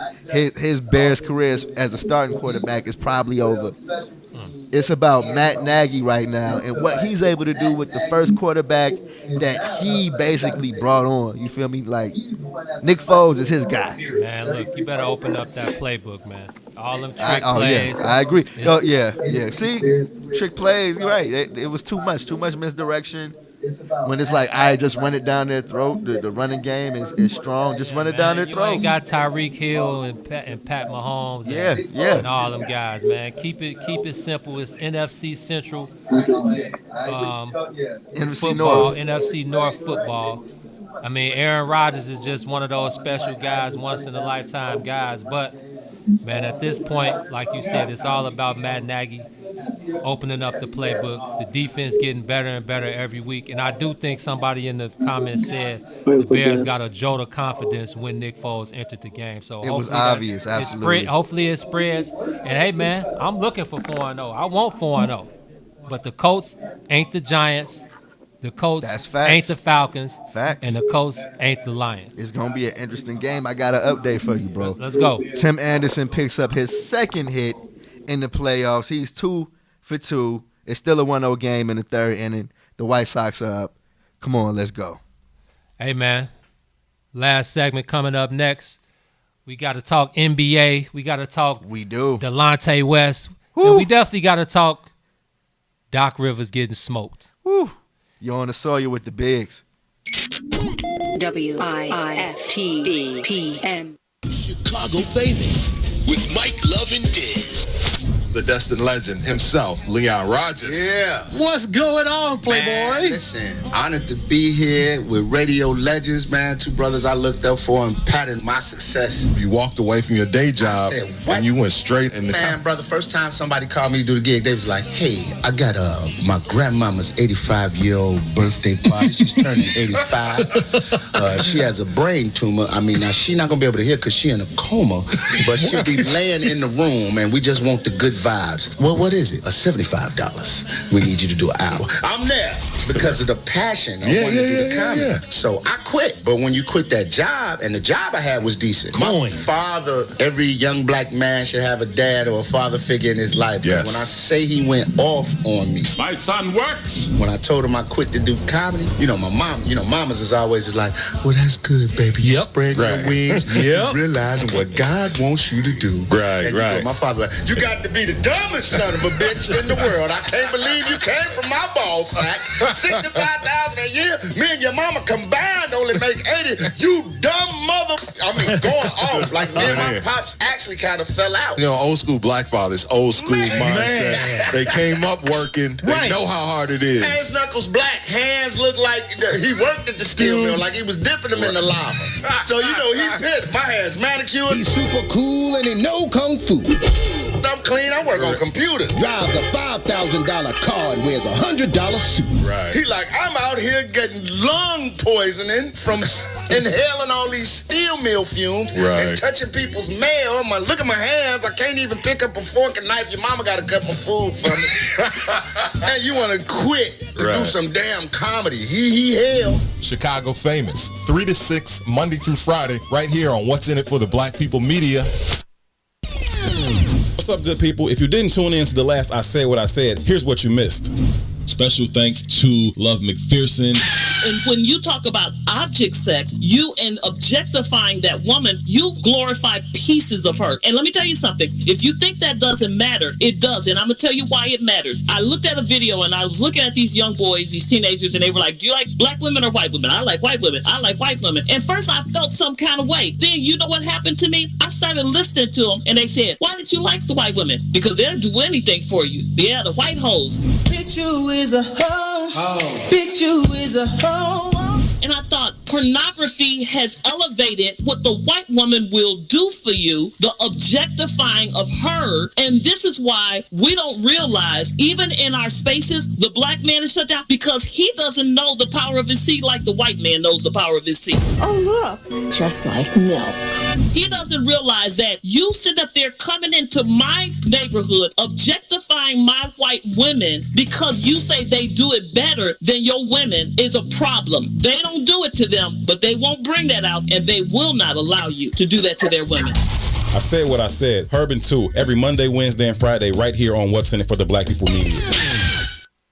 You're listening to The Bigs with Eugene, McIntosh, and Terrence Tomlin. He's bare chested, right here on What's in It for the Black People Media. This is a traffic jam. Traffic jam.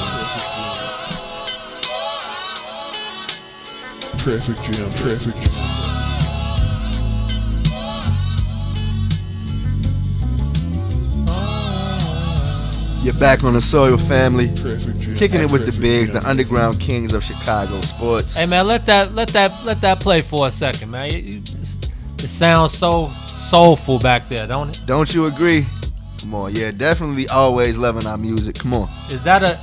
That's a Shaka Khan sample, I think. Oh yeah, that's hold on, Shaka Khan and Rufus. That's a Rufus sample. Oh, listen to this guy over here, man. I feel like I got some old heads proud of me right now. I definitely came up under the old school act. Were you born in the 60s? Oh no, 89.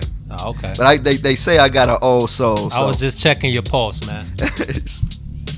Absolutely. I got who? Am I right? So we need a fact checker. Where is our fact checker? We need who? The Rufus sample. I know for sure it's Shaka Khan though, but you just That's one up Stay. with that. I'm just okay. It's Stay by Rufus. Stay. Hey man. Hey man. Hey, the finals are set, bro. Did you think we would get an NBA finals in October? Like, to be honest, man, I really don't care. Why? Okay, so you got to tell me why, because I feel like this one has all of the drama or the build up and narrative. You got LeBron going for ring number 4 with the Lakers versus his old team where he got his championship feet wet, the Miami Heat. Pat Riley is still there. Eric Spoelstra is still there. I know they're thirsty as hell to beat LeBron. I know they want to make him the 3-7 mafia. The 3-7 mafia. I'm sure they want to add a one to that loss column as far as LeBron's final appearances goes. But that Lakers team is looking real good, bro. Yeah, man. As much as and I can't even say that I would love to see LeBron lose because, like I said, I don't even care anymore, to be honest with you. All I know is Jordan is the GOAT until further notice. LeBron can win as many ships as he wants. He can become the all-time leading scorer, rebounding, and assist, and all of that. Big Mike is still the greatest basketball player of all time. Now, with that being said, without being said, let's just get that out the way. Now, I think these are two teams. I mean, it does have the drama and the storyline beneath it. Like you said, LeBron trying to go for his 3rd championship in a different uniform versus his old team. But I think there's also the both ends of the spectrum. We got the LA Lakers with probably 2 of the top 5 players in the league versus the Miami Heat, who I'm not calling Jimmy Butler a superstar. He's a star, but I don't think he's a superstar. I don't think a superstar player can be on a team and not lead the team in some category. Like, Jimmy doesn't have to lead the team in points, rebounds, assists, or nothing, and the Miami Heat can still win a series. Not just a game, but a series. That's true. So I'm not calling Jimmy a superstar. So I think that's where it is for me. Again, the hype for the bubble just wasn't there for me from the jump. I mean, I was excited to see, my boy Dame. I wanted to see Portland pull it off. He's been home for a while now. Oh, he's been home for a while now, but I think he probably would like it this way. I'm pretty sure most of those guys want it out of the bubble. But we're here now, and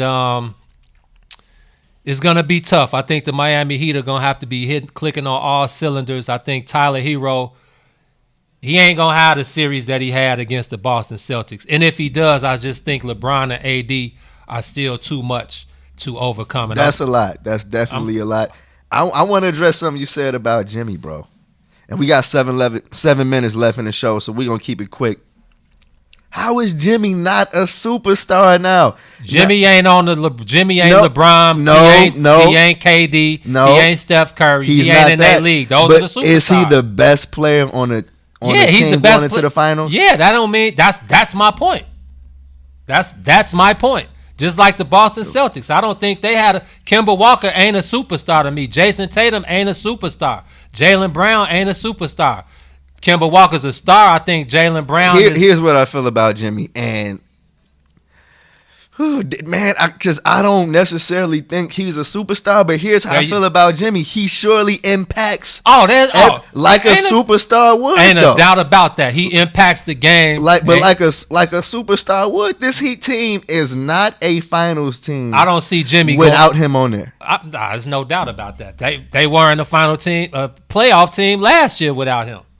And so how do we deal with the fact that I feel like Jimmy has completely checked off and done everything that I've heard people say that he couldn't do? I was one of those people. And what I'm kind of feeling like, G, is I have to put Jimmy people now in the same boat with Trubisky people. You know what I mean? As far as what? We have to admit that we were wrong about Jimmy Butler. No, we weren't wrong, man. That was 4 or 5 years ago. Jimmy has grown a lot in those years. He's grown to a level, though, that a lot of people said that he couldn't grow to. But I disagree with that. You don't know what a person can turn into. We always knew and we always said Jimmy had the work ethic.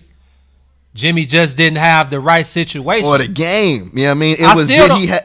People said that Jimmy was the third option on a finals team. The third best player on a team with championship aspirations.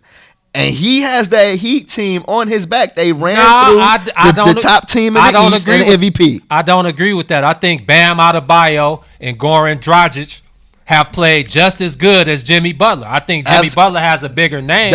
They got a special team over there that I feel like they have numerous players that have been playing top, at the best of their ability. I put it to you like this. The only way that the Miami Heat beat the LA Lakers in the NBA Finals is if Jimmy Butler becomes a superstar.